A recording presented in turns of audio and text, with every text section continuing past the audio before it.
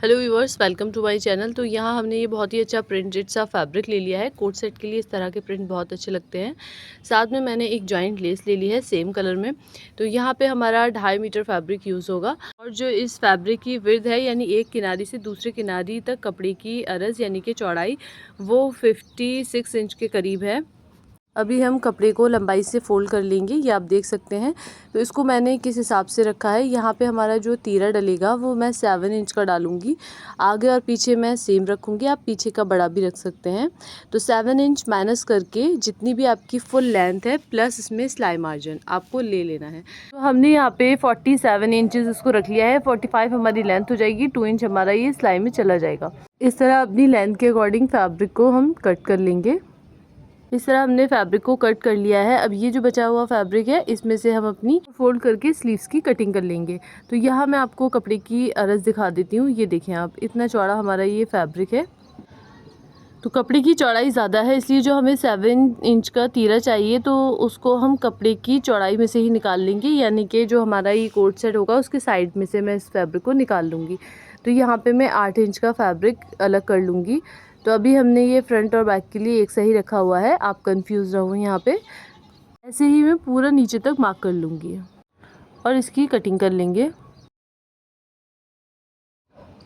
Cutting हमारी हो गई है। अब ये जो तीरे के लिए फैब्रिक था इसको मैं छोटा बड़ा कर लूँगी, क्योंकि पीछे का हमारा प्लेन रहेगा। तो बस्ट साइज़ के अकॉर्डिंग मैं इसको निकाल लूँगी। जितना भी आपका बस्ट साइज़ हो सामने सामने का, उसके अकॉर्डिंग ही हम इसे रख लेंगे, क्योंकि ये सिर्फ कंधे पर नहीं आता, शोल्डर पर, ये आर्म होल की गोलाई में भी आता है। तो यहाँ पे मैंने इसको 25 इंच का कट कर लिया है, ये आप देख सकते हैं इस तरह। और ये हमारा फ्रंट के लिए रहेगा, जिसमें हम पिनटैक्स यानी प्लेट डालेंगे और इसको बैक वाले के बराबर कर लेंगे। साइड से हमने फैब्रिक निकाल लिया है। अब इसको हम फ्रंट और बैक के लिए अलग कर देंगे। तो ऊपर वाला हम फ्रंट के लिए रख लेते हैं। तो जिसको भी हम फ्रंट के लिए रखेंगे उसमें इस तरह साइड से पकड़ के 2 इंच पे कट लगा देंगे। 2 इंच हमारा सिलाई में जाएगा। एक कट हम सेंटर में लगा देंगे और पूरे में हम एक सिलाई लगा लेंगे, जिसमें हम गैदरिंग करने में ईजी रहेगा। और ये हमारा बैक वाला है। तो बैक वाले में मैं सेंटर का कट लगाऊंगी यहाँ पे, और इसमें हमें ज़्यादा गैदरिंग नहीं देनी है, तो हम यहाँ पे थोड़ी सी गैदरिंग दे देंगे इस तरह। फ्रंट के लिए जो हमने तीरा रखना है उसमें 1 से 1.5 इंच छोड़ देंगे पहले, और फिर 1 से पौने इंच के गैप पे हम इस तरह मार्किंग कर लेंगे। इस तरह फैब्रिक को पकड़ेंगे और यहाँ पे सिलाई लगा लेंगे। तो हमने एक पिनटेक्स डाल लिया है। दूसरे पिनटेक्स में मैं 1 इंच का गैप रख रही थी जो कि ज़्यादा हो रहा था, तो मैं पौने इंच के गैप से फिर दूसरे पिनटेक्स को डाल लूँगी। तो इसी तरह हमें यहाँ पे इसको स्टिच कर लेना है जैसे हमने पहले किया था। इस तरह आप देख सकते हैं हमने यहाँ पे पिनटेक्स डाल ली हैं और ये मैंने सेंटर में एक कट लगा लिया है। आधी प्लेट्स मैं एक तरफ आयरन करूँगी और आधी प्लेट्स दूसरी तरफ आयरन करूँगी। तो आप देख सकते हैं हमारा सेंटर है, आधी प्लेट्स मैंने इस तरफ और आधी इस तरफ प्रेस कर ली हैं। यहाँ आप देख सकते हैं इस तरह मैंने सिलाई लगाई हुई है और यहाँ हम धागे को खींच लेंगे। और ये हमारा बैक वाला है, जिसमें मैंने इसको फोल्ड करके 10 इंच तक ही सिलाई लगाई है और इसमें भी हम खींचकर गैदरिंग कर लेंगे। वैसे लेस हमारी यहाँ पे थोड़ी सी चौड़ी है, अगर ये इतनी पतली होती तो फिर हम इसको ऐसे ही लगा लेते, लेकिन ये चौड़ी लेस है तो मैं पहले इसको कपड़े पे स्टिच कर लूँगी ताकि सी थ्रू ना रहे। कपड़े पे स्टिच करने के बाद पिनटेक्स वाले फैब्रिक पे इस तरह रख के और सिलाई लगा देंगे। सिलाई लगाने के बाद हमने इस पर एक टॉप स्टिच भी लगा ली है। फ्रंट में जो हमने गैदरिंग करके रखी थी उस फैब्रिक को हम यहाँ पे रखेंगे और सेंटर से सेंटर मिला लेंगे और इस तरह एक सिलाई लगा लेंगे। चुन वाले फैब्रिक को ऊपर रख के स्टिच करें जिससे आप इसकी गैदरिंग को अच्छे से सेट कर सकें। ये बैक वाला है, तो बैक वाले में मैंने यहाँ पे इस तरह सेंटर में प्लेट्स डाली हैं और हमारा ये इस तरह से फैब्रिक बचा है साइड में। ये हमारी सेंटर में प्लेट्स आ गई हैं। इसको हम इस तरह फोल्ड करके रख लेंगे। तो हमने इसको अच्छे से सेट करके रख लिया है। अब इसके ऊपर हम अपना फ्रंट पार्ट भी डबल फोल्ड में करके रख लेंगे।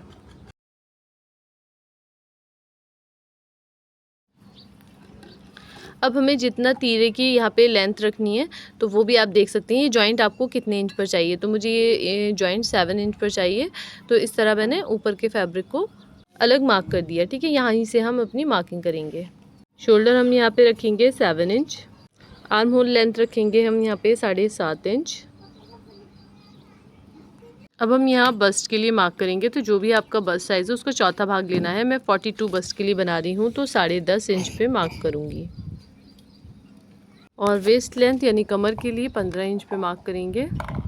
वेस्ट हमारी 36 है, तो 9 इंच पे कमर के लिए मार्क करेंगे और इस तरह मिला लेंगे। यहाँ पे आर्म होल की गोलाई देंगे, 1/2 इंच पे शोल्डर डाउन करेंगे और इस तरह गले तक मिला लेंगे। गले की चौड़ाई हमारी 3 इंच रहेगी। 1.5 से 2 इंच का यहाँ पे सिलाई मार्जिन ले लेंगे। तो मैं 2 इंच पे मार्क कर रही हूँ और कमर की साइड हम 1.5 इंच पे मार्क करेंगे और इसको इस तरह यहाँ तिरछा मिला लेंगे। ये हम ए शेप में बनाएंगे, तो इसमें हिप की मार्किंग की ज़रूरत नहीं होती। और 1/4 इंच अंदर की तरफ करके मैंने यहाँ पे फ्रंट के आर्म होल की शेप ड्रॉ कर ली है। अब हम इसकी कटिंग कर लेंगे।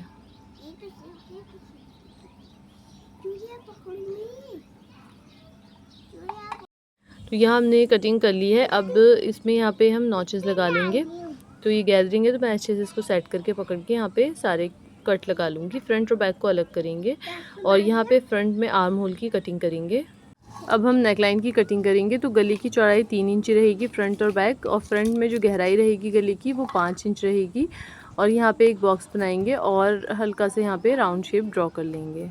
यहाँ पर हम नेकलाइन की कटिंग कर लेंगे। नेकलाइन की कटिंग करने के बाद फ्रंट वाले को हम सेंटर से भी कट करेंगे, क्योंकि हम इसको फ्रंट ओपन बनाएंगे। तो पूरा नीचे तक इसी तरह कट कर लेना है।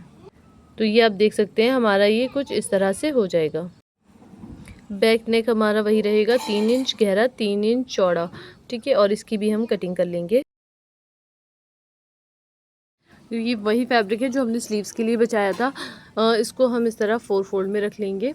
लेंथ आप अपने अकॉर्डिंग रख सकते हैं, 3/4 या फुल स्लीव्स बना सकते हैं। मैं यहाँ पर फुल स्लीव्स बनाऊंगी। इस फैब्रिक की लेंथ 22 इंच है, क्योंकि मुझे 22 इंच के स्लीव्स रेडी चाहिए। 3.5 इंच पे मैंने यहाँ मार्क कर लिया। अब यहाँ पे हम इस लाइन पर बस्ट का 5वां भाग 8.4 इंच पे मार्क कर लेंगे। यहाँ स्लीव्स की शेप ड्रॉ करेंगे।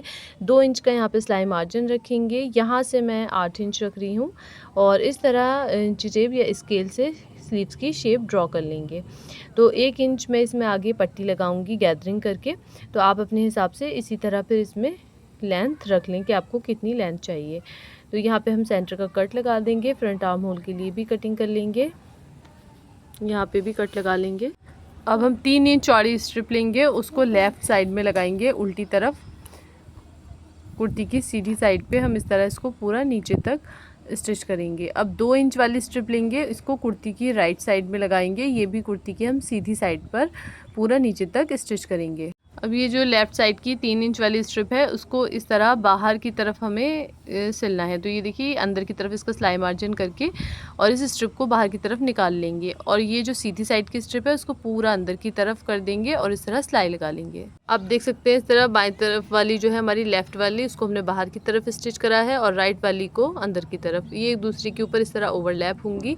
आप चाहें तो फुल्ली ओपन भी रख सकते हैं, लेकिन मैं यहाँ पे इसमें सिलाई लगाऊंगी। तो यहाँ पे 7.5 इंच के करीब गले को ओपन रखेंगे इस तरह ब्रैकेट टाइप से।